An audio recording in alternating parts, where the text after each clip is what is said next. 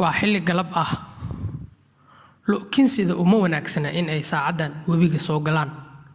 Waayo xilliyadan oo kale libaaxyada ayaa gacan sareeya. Laakiin waxa cabsanaya kaliya laakiin sida ma ahan. Golaha reer galibaax waxay ogyihiin xilligan oo kale markii lagu jiro jiilaalka oo ay ugaarto halkan biyo u soo doonato. Ugaarsato kale oo fara badan ayaa daba socda.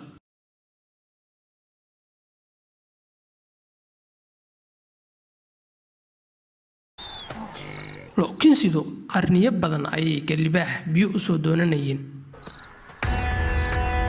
Halistuna mar walba isku mid ayay u tahay. Kaliya cadawga ayaa kala duwan. Markaana waxaa daba socda laba ka mid ah afartii walaal.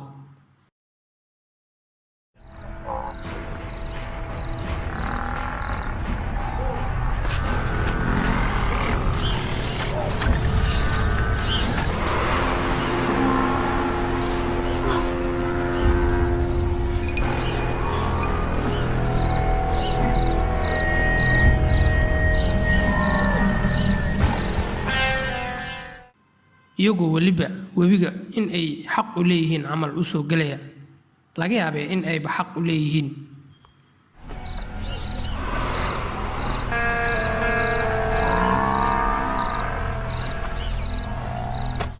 Ugu horeyn sug inta ay lo'du biyaha cabayso.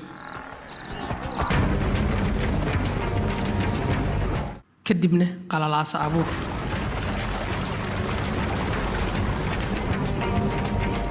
dibiyada ugu xoogan lo'dana webiga banaankiisa u bixi. Hal xabo gooni ula bax.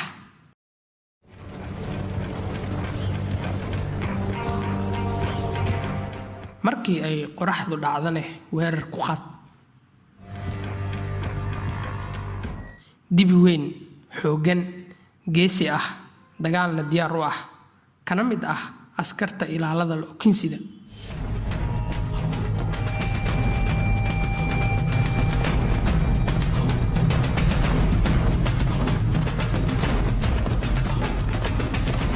waa dagaal aad u adag.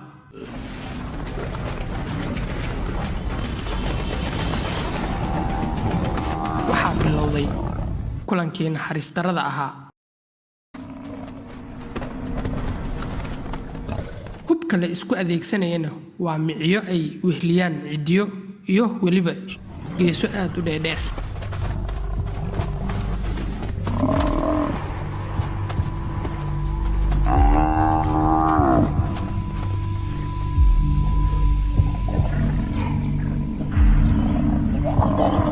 golaha reer galibaax uma jeedaan ugaarsatada.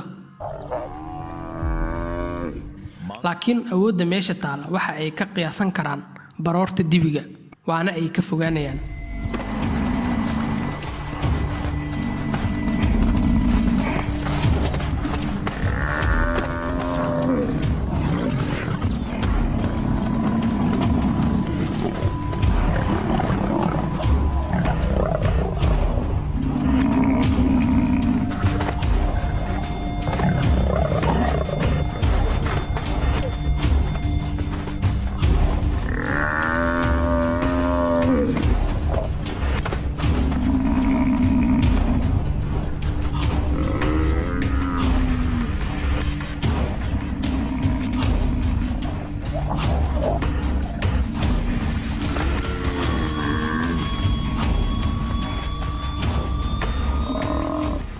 labadan walaal waxay u muuqataa inay derbi adag madaxa ku dhufsadeen.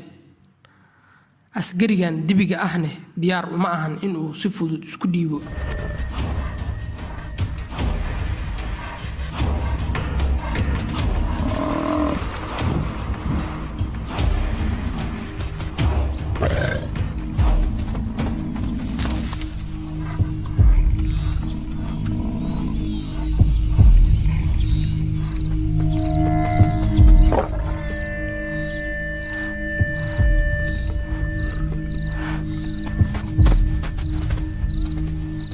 geesi dhalay dhaawac kasta oo jirkiisa ka muuqda weli waxa uu diyaar u yahay dagaal.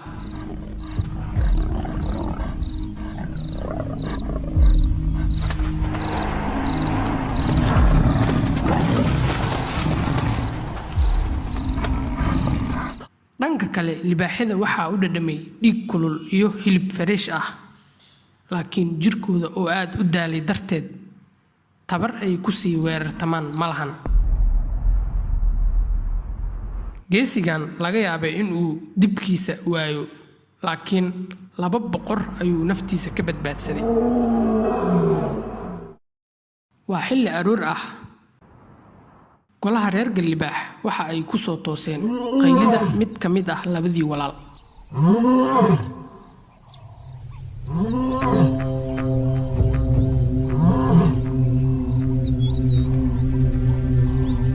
weliba waxay dareemeen inuu aad uga fogeen ama uu aad ugu dhow yahay.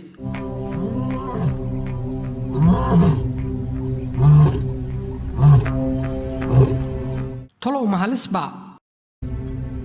waayo libaaxyada labka ah waa ay dilaan carruurta aysan iyagu aabbe u ahayn. laakiin sug, golaha reer Galibaax codkan waa ay yaqaanaan.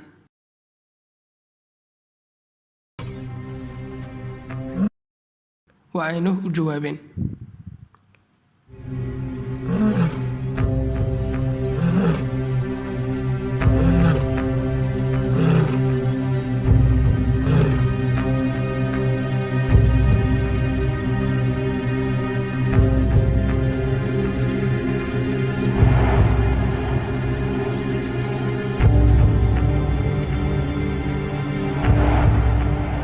hooyada libaaxadda ilmaheeda marnaba kama kaftanto, sidaas darteed aabbahoodba ha ahaadee waa ay u sii digaysaa.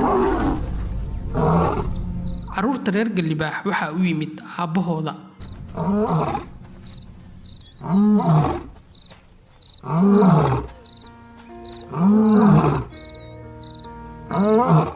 oo iyagoo caloosha ku jira ka tegay, weliba asigoo cod dheer ugu dhawaaqay soo laabashadiisa. haddana isaga ayaa carruurtiisa mustaqbalkooda go'aan ka gaaraya.